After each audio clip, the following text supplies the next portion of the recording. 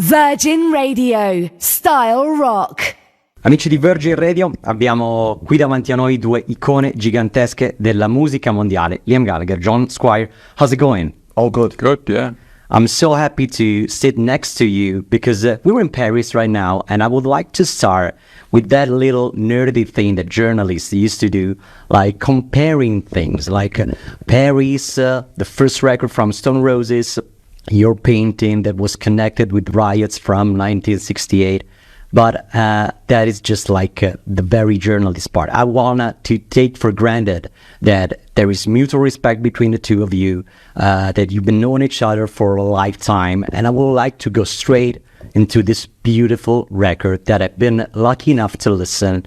And it's a wonderful collaboration. I'm really surprised about the fact that you match so good inside this record. How much difficult was for you to find that kind of perfect match, like leaving room for each other and actually create something that is so unique and so good? It's honestly, it was very easy. It feels like, for me anyway, I just had to wait for it to happen for me. In a weird sort of way, I don't feel like I was involved. I just feel like the songs came through me. I didn't struggle with any guitar parts.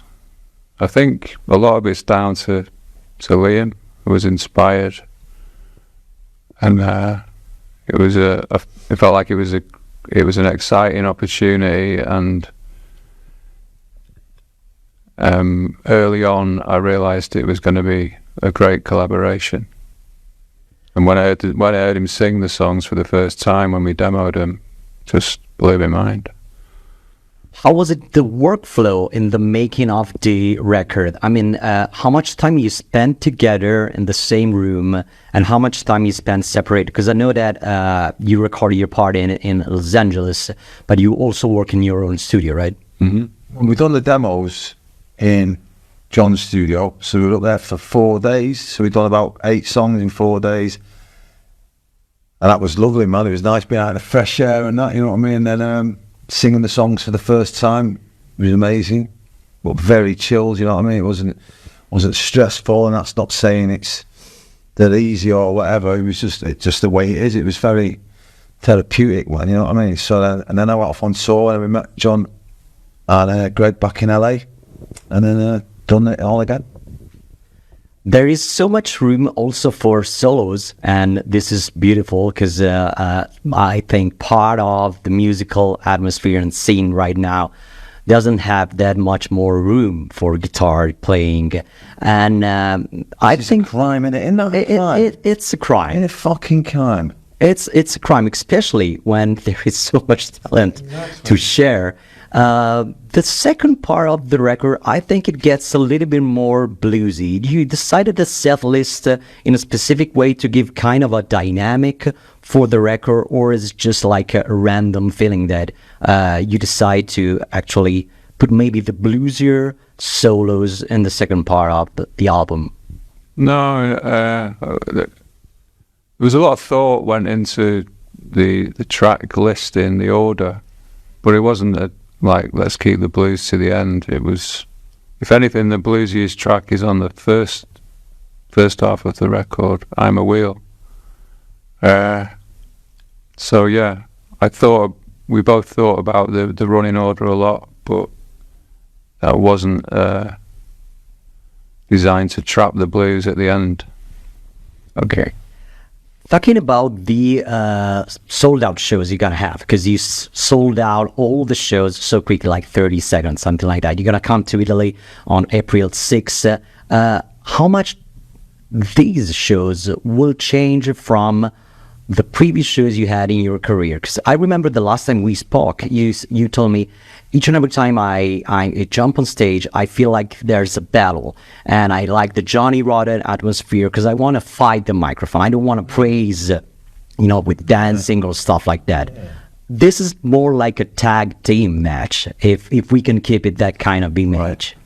So how will you leave that kind? Will you both leave that kind of atmosphere on the live set? I don't know, man. John will feel how he feels, and I'll feel how I feel. You know what I mean? It's like, you know, there's no set formula. You know what I mean? So however you feel, you know, I'll just do what I do. John will do what he does, and hopefully it'll all be right on the night. But I'll still be attacking that microphone, but you know what I mean? Because that's what I do. You know what I mean? And obviously, I'll just be singing it the best I can. You know what I mean? Because I was surprised about the word you said, like chilling. The atmosphere in the studio was chilling. The recording was chilling. Oh no! When you get on stage, it's totally different. You know what I mean? When you got loads of fans going mental. You know what I mean? It brings it. You know what I mean? And like for me, it's like you want to knock them out, but without physically chinning them all. You know what I mean? You want to knock them out with the music and your voice. You know what I mean? So they'll be getting it. You're gonna be yourself. You're gonna be yourself. That's probably one of the reasons why you didn't pick up a title for the record, because it's got to be straight on. It's just this collaboration. Is that the reason why you didn't want to point out a title for the record? It's just us. Maybe that was the feeling that you want to share. Well, it was a conscious decision not to go out under a band name, but honestly, we forgot to give it a title. And I thought maybe he was going to do it. Maybe he thought I was going to do it. Maybe the label thought we weren't bothering. I don't know. But someone should have given us a phone. We should have got some of them professional songwriters in just to fucking write us a title. You know what I mean? Them lot. Well, I remember. Yeah. You know what? You know, we just all them songs are titles. You know what I mean? So we didn't pick one. We didn't really think about like a title, but we didn't do it on purpose. Love You Forever. That could be like make it up as you go along. That's fucking great. Yeah. There are like two of my favorite songs of the record. Yeah. But again, the idea of this collaboration, probably it was in your pocket for years. Like you've been knowing each other. You know what you've done for the music industry and the rock and roll fans in the world. Are you saying that we've had this idea for years? Not the idea, but it was pretty clear that probably these two icons like you were working in a good fit. I mean, it would fit perfectly. But I know probably wasn't easy to find the right time to settle down. You don't want to force it, you know what I mean? The time is now, and that's just the way it is, you know what I mean? We've never discussed it, have we, until last year. Yeah, and it wasn't even much of a discussion, you know what I mean? It was just like, and then the songs came out, John wrote the songs, and they started coming over, and it was time to get real, you know what I mean? But it's more about clothes than music. You said the Vanderpump. You said that it's difficult to be in a band right now because there's a lot of egos around. Everybody. I just think not a lot of people really want to be in bands anymore. You know what I mean? They all want the solo stuff. You know what I mean? They all don't want to share their success or whatever that is. You know what I mean? I just think there's a lot of that in general. But there's nothing better than being in a band, man. I think when you know what I mean, it's like sharing the lows. You know what I mean? It's great. You know what I mean? I just think it's good. Yes, because at the same time, it's not a matter of responsibilities, but when you're in a band, there's a different atmosphere, and you're not the only one that is pointed by the press. And like that, there, you're not the only one. Yeah, the song getting it in there. Exactly. But again, it's that atmosphere that probably we were kind of saying that it's been missed in nowadays society, like. No more bands-oriented records and stuff like that. So this collaboration, it could be a band, but you decided not to come with the name of a band. But it had that kind of feeling. You can hear it from the record. Well, we've got a bass player, we've got a drummer and a keyboard player. So when we got on stage, it'll feel and look more like a band. But I guess the two people fronting it, me and John, and that. So I think that's enough. Working with Greg on this record, how much different was from your previous experience? Like I read that he played all the bass part for the record. So you experienced something that wasn't tried before in the studio for the arrangement session. It was pretty much similar, but obviously was doing it with John this time instead of Andrew and Greg and that. But I enjoyed this, making this album a lot. You can hear it because there's a lot of room for every It's instrument. my style of music, you know Yeah. what I mean? It's my joint like kind of thing. And some, some of the stuff that we put out and the solos has been great and all that, but this feels a lot more wholesome. There is room for every instrument. There's a special room for guitar. There is room in the mix for the lead vocals. So I think that when you said in previous interview that this is like a close, the second best album after the Beatles' Revolver, it's probably because you decided also to create that kind of vibe between the two of you that was obviously part of music history with that previous great duo and the Beatles. Are you trying to Not trying to create the kind of vibe? Not trying to do anything. Try to do as little as possible. So no more wall of sound. But it has a great sound. That was why. Yeah, but I mean, the production and the writing of the stuff is all down to John and Greg. You know what I mean? I sort of, like I say, I just pop in and do the singing. You know what I mean? I don't try not to. I confuse a lot of things when I start getting involved. John will probably know about what kind of we wanted from the production side of it. Yeah. So talking about that. How much challenging was recording this? You said the guitar part was, you had it like pretty easy, like right there, because it's something that totally belongs to your playing.